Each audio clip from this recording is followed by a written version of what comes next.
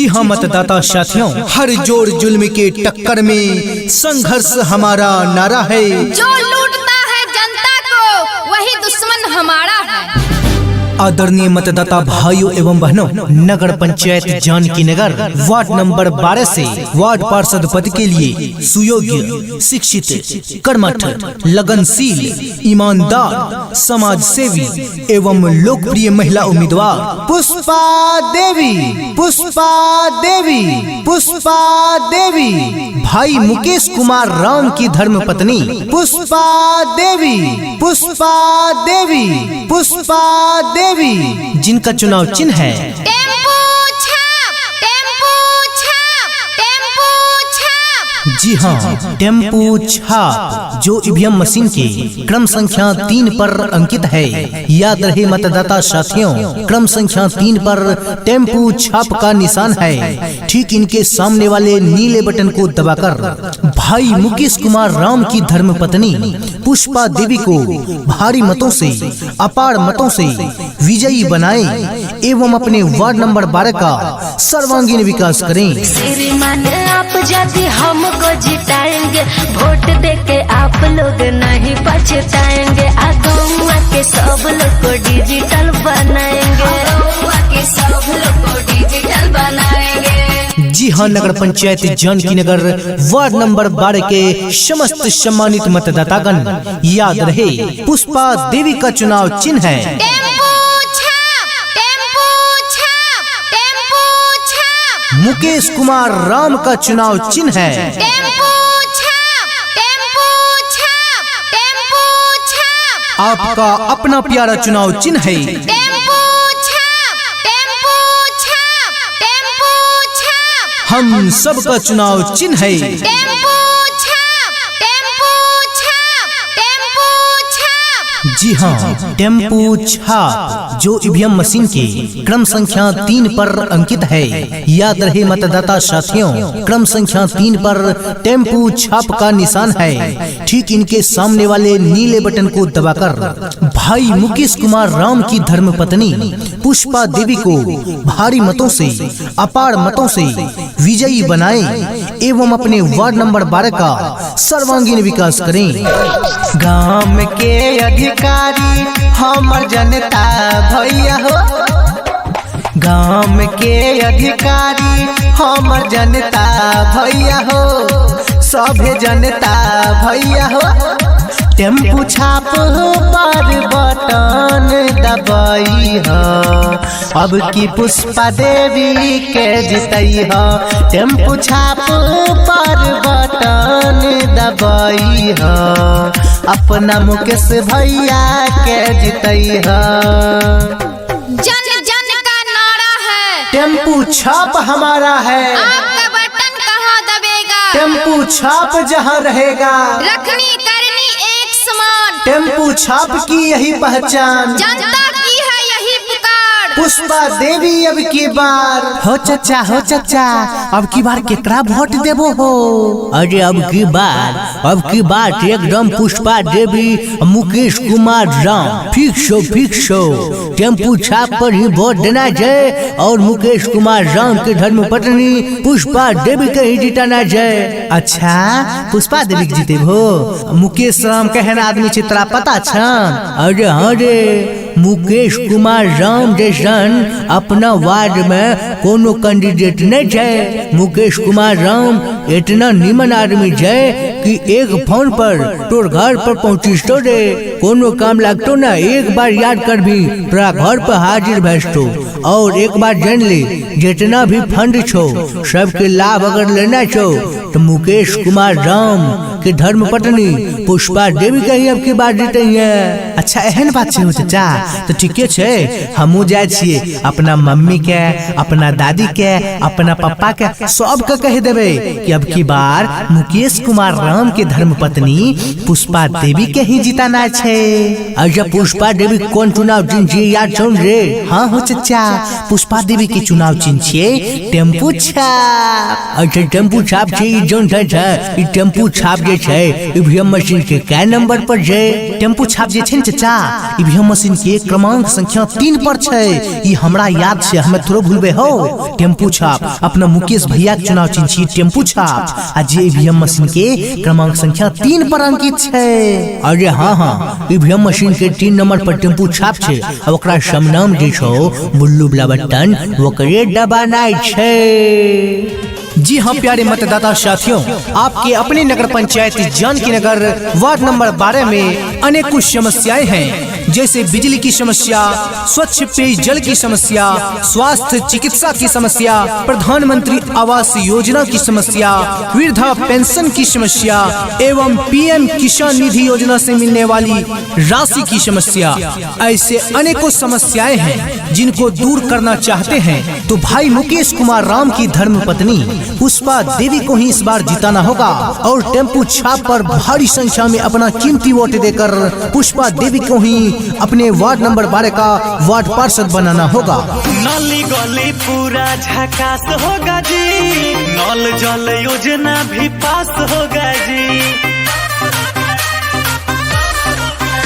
अरे नाली गली पूरा झकास होगा जी, नल जल योजना भी पास होगा जी। बड़े अपने सवाल रौरनी जी, अपनी तिजोरी तो हर कोई भरता है, ऐसे प्रत्याशी को चुने जो आपके लिए कुछ करता है। जो जीतना चाहता है चुनाव नोटों से, उन्हें सिखाना सबक अपने वोटों से। जी हाँ मतदाता साथियों, भाइयों बहनों एवं हम उम्र के नौजवान साथियों, आप सबों को मिलकर एक ऐसे प्रत्याशी का चुनाव करना है जिनके पास आप जाकर कभी भी अपना सुख दुख दर्द बयां कर सकते हैं। आप ऐसे प्रत्याशी को चुने जिसमें जनता, मालिक और वार्ड पार्षद के बीच सीधा संवाद हो और वार्ड पार्षद से मिलने के लिए किसी बिचौलिया की जरूरत ना हो। जी हम मतदाता भाइयों एवं बहनों, जहां जनता और वार्ड पार्षद के बीच पारदर्शिता हो, ऐसे वार्ड पार्षद को चुनकर अपने नगर पंचायत जानकी नगर वार्ड नंबर 12 का सर्वांगीण विकास के लिए पुष्पा देवी को ही चुनना है और इनको ही अपना वार्ड नंबर 12 का वार्ड पार्षद बनाना है। पुष्पा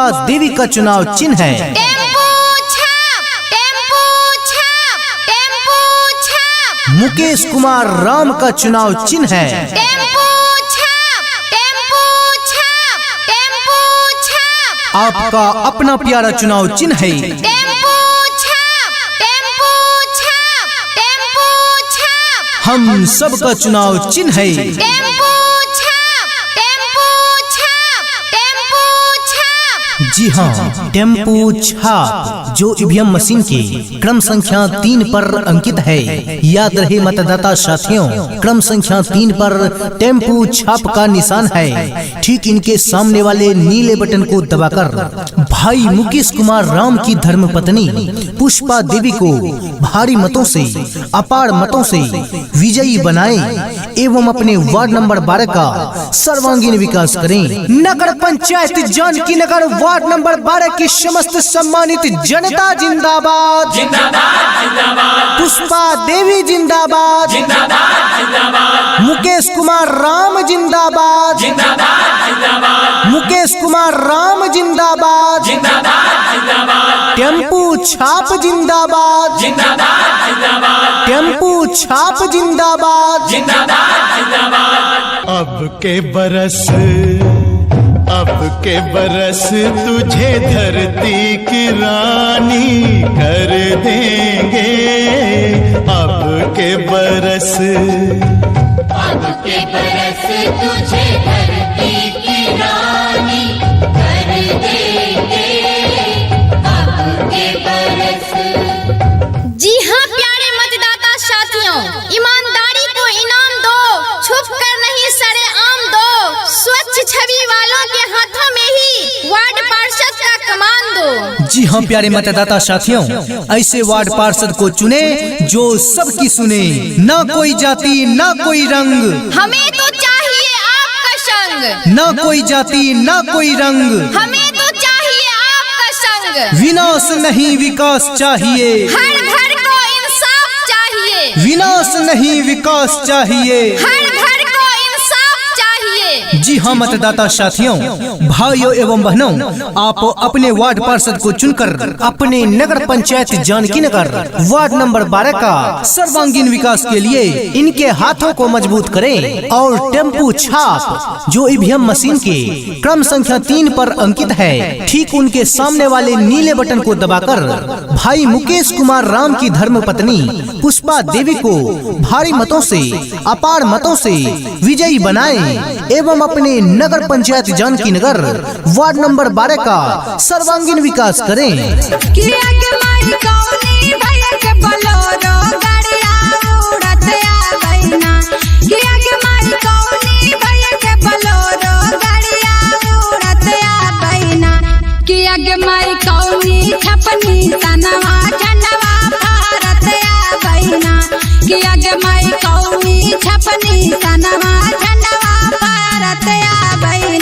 किया के मामू के सफैया के बोलोरो गरिया घूमतिया बहिना, किया के माई पुष्पा दीदी के बोलोरो गरिया घूमतिया बहिना, किया के माई टेम्पू छपनी सनावा झंडावा फहरतिया बहिना, किया के माई टेम्पू छपनी सनावा झंडावा फहरतिया बहिना।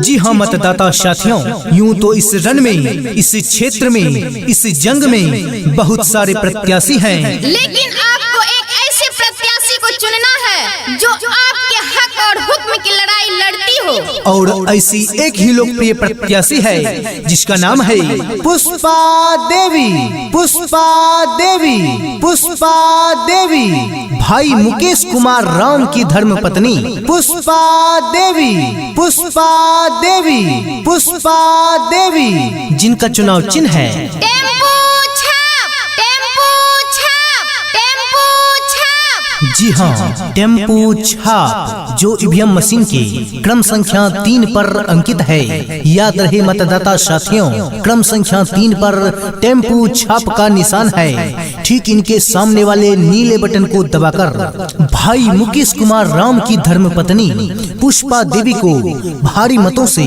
अपार मतों से विजयी बनाएं एवं अपने वार्ड नंबर 12 का सर्वांगीण विकास करें। नोट पर ना वोट बर्बाद करिए चाची, अगे नोट पर ना वोट बर्बाद करिए चाची, से अब की हमार भैया के जिंदाबाद करिए चाची, से अब की हमार दीदी के जिंदाबाद करिए चाची। जी हाँ मेरे प्यारे मतदाता साथियों, कोई नोटों के सहारे तो कोई बोतलों के सहारे बैठा है, कोई विकास के झूठे खोखलों के सहारे बैठा है। कोई जाकर कह दो उनसे चुनाव वही जीतेगा जो जनता के हौसलों के सहारे बैठा है। जी हाँ मतदाता भाइयों एवं बहनों, इस चुनाव के दौर में न कोई जाति, न कोई धर्म, न किसी मजहब की बात होनी चाहिए। जो ईमानदारी,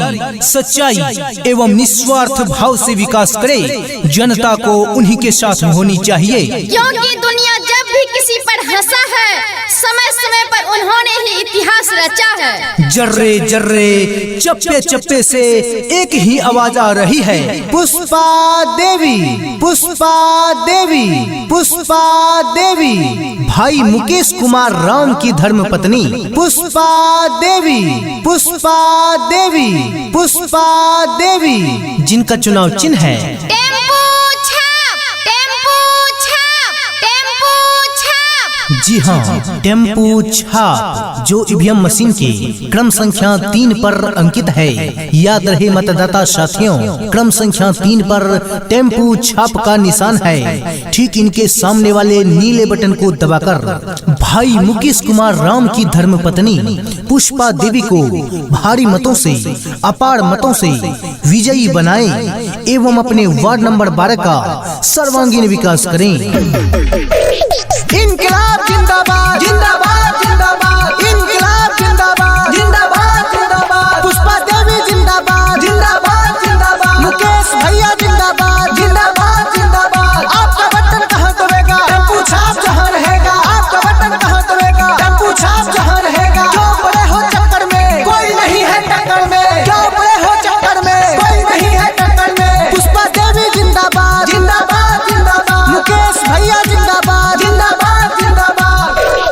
जी हाँ मतदाता साथियों, हर जोड़ जुल्म के टक्कर में संघर्ष हमारा नारा है। जो लूटता है जनता को वही दुश्मन हमारा है।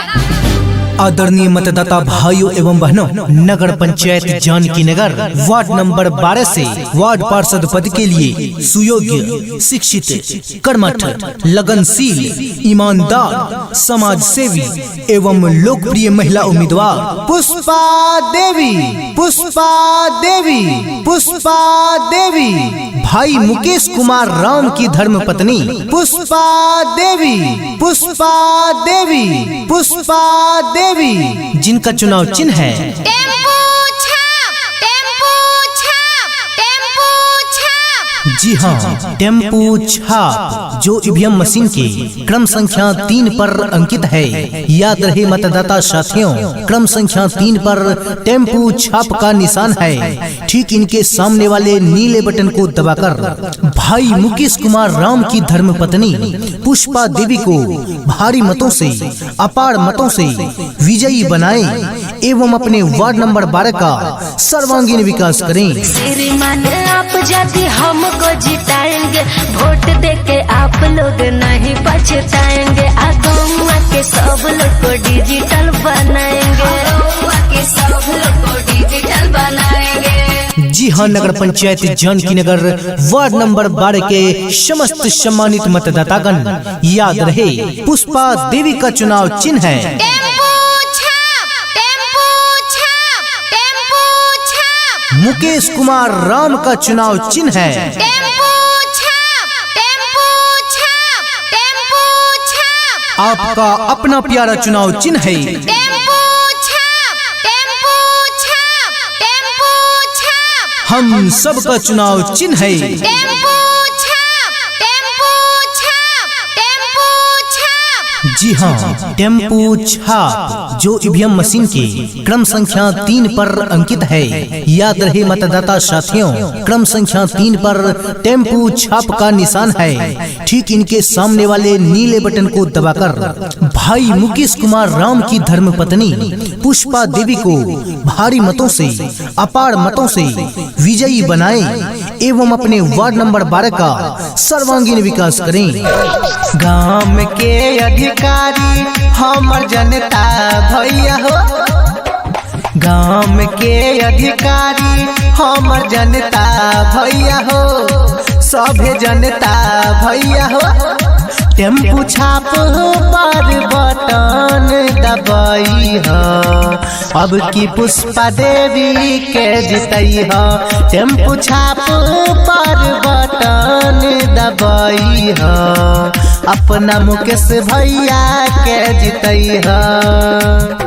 जन जन का नारा है, टेम्पू छाप हमारा है, आपका बटन कहाँ दबेगा। टेम्पू छाप जहाँ रहेगा, रखनी करनी एक समान, टेम्पू छाप की यही पहचान, जनता की है यही पुकार।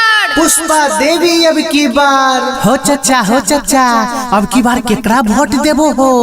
अरे अब की बार एकदम पुष्पा देवी, मुकेश कुमार राम, फिक्स हो। टेम्पू छाप पर ही वोट देना जाए और मुकेश कुमार राम की धर्म पत्नी पुष्पा देवी के ही जिताना जाए। अच्छा, पुष्पा देवी के जीते हो? मुकेश राम कहन आदमी चित्रा पता छन? अरे हाँ रे, मुकेश कुमार राम जैसन अपना वार्ड में कोनो कैंडिडेट नहीं है। मुकेश कुमार राम इतना निमन आदमी है कि एक फोन पर तोर घर पर पहुँचिस तो रे, कोनो काम लगतो ना, एक बार याद कर भी तोरा घर पर हाजिर भेजतो। और एक बार जान ले, जितना भी फंड छो सबके लाभ अगर लेना छो तो मुकेश कुमार राम के धर्म पत्नी पुष्पा देवी कहीं अब की बात जीते हैं। अच्छा एहन बात छै चचा, तो ठीके छे, हमू जाय छिए अपना मम्मी के, अपना दादी के, अपना पापा के सबके कह देबे कि अब की बार मुकेश कुमार राम के धर्म पत्नी पुष्पा देवी के ही जिताना छे। अच्छा पुष्पा देवी कौन चुनाव चिन्ह छिए याद छौ रे? हाँ हो चचा, पुष्पा देवी के चुनाव चिन्ह छिए टेम्पू छाप। अच्छा टेम्पू छाप छै, जोन छै ई टेम्पू छाप जे छै ईवीएम मशीन के कै नंबर पर छै? टेम्पू छाप जे छै न चचा, ईवीएम मशीन के के क्रमांक संख्या 3 पर छै। ई हमरा याद छै, हमें थोड़ो भूलबे हो। टेम्पू छाप अपना मुकेश भैया के चुनाव चिन्ह छी टेम्पू छाप, आ जे ईवीएम मशीन के क्रमांक संख्या 3 पर अंकित छै। अरे हाँ, ईवीएम मशीन के 3 नंबर पर टेम्पू छाप छै। अब ओकरा समनाम जे छो बुल्लू वाला बटन ओकरे दबाना छै। जी हाँ प्यारे मतदाता साथियों, आपके अपने नगर पंचायत जानकी नगर वार्ड नंबर 12 में अनेक कुछ समस्याएं हैं, जैसे बिजली की समस्या, स्वच्छ पेयजल की समस्या, स्वास्थ्य चिकित्सा की समस्या, प्रधानमंत्री आवास योजना की समस्या, वृद्धा पेंशन की समस्या एवं पीएम किसान निधि योजना से मिलने वाली राशि की समस्या। ऐसे अनेकों समस्याएं हैं जिनको दूर करना चाहते हैं तो भाई मुकेश कुमार राम की धर्म पत्नी पुष्पा देवी को ही इस बार जिताना होगा और टेम्पू छाप पर भारी संख्या में अपना कीमती वोट देकर पुष्पा देवी को ही अपने वार्ड नंबर 12 का वार्ड पार्षद बनाना होगा। नली गली पूरा झकास होगा जी, नल जल योजना भी पास होगा जी। अरे नली गली पूरा झकास होगा जी, नल जल योजना भी पास होगा जी। बड़े अपने सवाल रौरनी जी,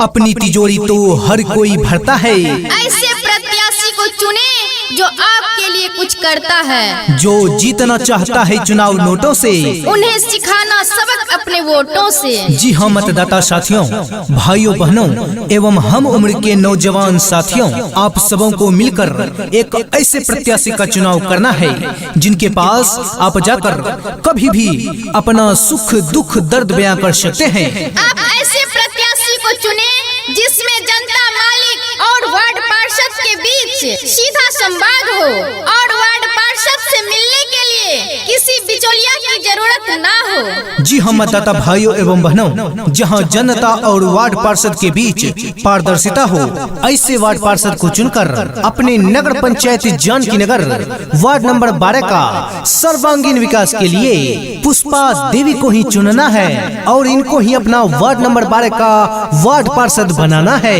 पुष्पा देवी का चुनाव चिन्ह है टेम्पू छाप, टेम्पू छाप, टेम्पू छाप। मुकेश कुमार राम का चुनाव चिन्ह है टेम्पू छाप, टेम्पू छाप, टेम्पू छाप। आपका अपना प्यारा चुनाव चिन्ह है टेम्पू छाप, टेम्पू छाप, टेम्पू छाप। हम सबका चुनाव चिन्ह है टेम्पू छाप, टेम्पू छाप, टेम्पू छाप। जी हाँ, टेम्पू छाप जो ईवीएम मशीन के क्रम संख्या 3 पर अंकित है। याद रहे मतदाता साथियों, क्रम संख्या 3 पर टेम्पू छाप का निशान है। ठीक इनके सामने वाले नीले बटन को दबाकर भाई मुकेश कुमार राम की धर्म पत्नी पुष्पा देवी को भारी मतों से, अपार मतों से विजयी बनाएं एवं अपने वार्ड नंबर 12 का सर्वांगीण विकास करें। नगर पंचायत जानकी नगर वार्ड नंबर 12 की समस्त सम्मानित जनता जिंदाबाद, जिंदाबाद जिंदाबाद, पुष्पा देवी जिंदाबाद, जिंदाबाद जिंदाबाद, मुकेश कुमार राम जिंदाबाद, जिंदाबाद जिंदाबाद, मुकेश कुमार राम जिंदाबाद, जिंदाबाद जिंदाबाद, टेम्पू छाप जिंदाबाद, जिंदाबाद जिंदाबाद, टेम्पू छाप जिंदाबाद, जिंदाबाद जिंदाबाद। अब के बरस तुझे धरती की रानी कर देंगे। अब के बरस तुझे धरती की रानी कर देंगे। अब के बरस। जी हाँ प्यारे मतदाता साथियों, ईमानदारी को इनाम दो, छुप कर नहीं सरेआम दो, स्वच्छ छवि वालों के हाथों में ही वार्ड पार्षद का कमान दो। जी हाँ प्यारे मतदाता साथियों, ऐसे वार्ड पार्षद को चुने जो सबकी सुने, ना कोई जाति ना कोई रंग, हमें तो चाहिए आपका संग, ना कोई जाति ना कोई रंग, हमें तो चाहिए आपका संग। विनाश नहीं विकास चाहिए, हर घर को इंसाफ चाहिए, विनाश नहीं विकास चाहिए, हर घर को इंसाफ चाहिए। जी हाँ मतदाता साथियों, भाइयों एवं बहनों, आप अपने वार्ड पार्षद को चुनकर अपने नगर पंचायत जानकी नगर वार्ड नंबर 12 का सर्वांगीण विकास के लिए इनके हाथों को मजबूत करें और टेम्पू छाप जो ईवीएम मशीन के क्रम संख्या 3 पर अंकित है, ठीक उनके सामने वाले नीले बटन को दबाकर भाई मुकेश कुमार राम की धर्मपत्नी पुष्पा देवी को भारी मतों से, अपार मतों से विजयी बनाएं एवं अपने नगर पंचायत जानकी नगर वार्ड नंबर 12 का सर्वांगीण विकास करें।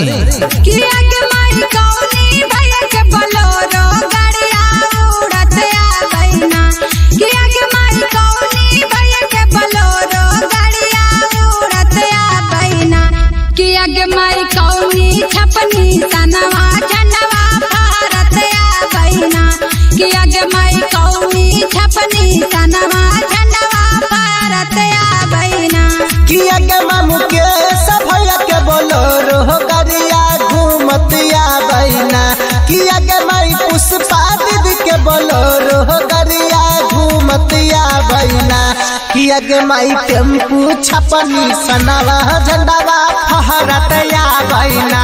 किया के माई टेम्पू छपनी सनवा झंडावा फहरत आ गईना। जी हाँ मतदाता साथियों, यूं तो इस रण में, इस क्षेत्र में, इस जंग में बहुत सारे प्रत्याशी हैं, लेकिन आपको एक ऐसे प्रत्याशी को चुनना है जो आपके हक और हुक्म की लड़ाई लड़ती हो। और ऐसी एक ही लोकप्रिय प्रत्याशी है जिसका नाम है पुष्पा देवी। पुष्पा देवी, पुष्पा देवी भाई मुकेश कुमार राम की धर्मपत्नी पुष्पा देवी। पुष्पा देवी, पुष्पा देवी जिनका चुनाव चिन्ह है टेम्पू छाप, टेम्पू छाप, टेम्पू छाप। जी हाँ, टेम्पू छाप जो ईवीएम मशीन के क्रम संख्या 3 पर अंकित है। याद रहे मतदाता साथियों, क्रम संख्या 3 पर टेम्पू छाप का निशान है, ठीक इनके सामने वाले नीले बटन को दबाकर भाई मुकेश कुमार राम की धर्मपत्नी पुष्पा देवी को भारी मतों से, अपार मतों से विजयी बनाएं एवं अपने वार्ड नंबर 12 का सर्वांगीण विकास करें। किया के माई कौनी भैया घुमा किन गलिए गलिए ना। किया के माई कौनी दीदी घुमा किन गलिए गलिए ना। किया के माई की नाका से हथवा जोड़ी भोट मांगा हाथिन ना। किया के माई की नाका से हथवा जोड़ी भोट मांगा हाथिन ना। जी हाँ मेरे प्यारे मतदाता साथियों, कोई नोटों के सहारे तो कोई बोतलों के सहारे बैठा है, कोई विकास के झूठे खोखलों के सहारे बैठा है। कोई जाकर कह दो उनसे चुनाव वही जीतेगा जो जनता के हौसलों के सहारे बैठा है। जी हाँ मतदाता भाइयों एवं बहनों, इस चुनाव के दौर में ना कोई जाति, ना कोई धर्म, ना किसी मजहब की बात होनी चाहिए। जो ईमानदारी, सच्चाई एवं निस्वार्थ भाव से विकास करे, जनता को उन्हीं के साथ होनी चाहिए। क्योंकि दुनिया जब भी किसी पर हंसा है, समय समय पर उन्होंने ही इतिहास रचा है। जर्रे जर्रे चप्पे चप्पे से एक ही आवाज आ रही है, पुष्पा देवी। पुष्पा देवी, पुष्पा देवी भाई मुकेश कुमार राम की धर्मपत्नी पुष्पा देवी। पुष्पा देवी, पुष्पा देवी जिनका चुनाव चिन्ह है टेम्पू छाप, टेम्पू छाप, टेम्पू छाप। जी हाँ, टेम्पू छाप जो ईवीएम मशीन के क्रम संख्या 3 पर अंकित है। याद रहे मतदाता साथियों, क्रम संख्या 3 पर टेम्पू छाप का निशान है, ठीक इनके सामने वाले नीले बटन को दबाकर भाई मुकेश कुमार राम की धर्मपत्नी पुष्पा देवी को भारी मतों से, अपार मतों से विजयी बनाएं एवं अपने वार्ड नंबर 12 का सर्वांगीण विकास करें। हर कोरा अपना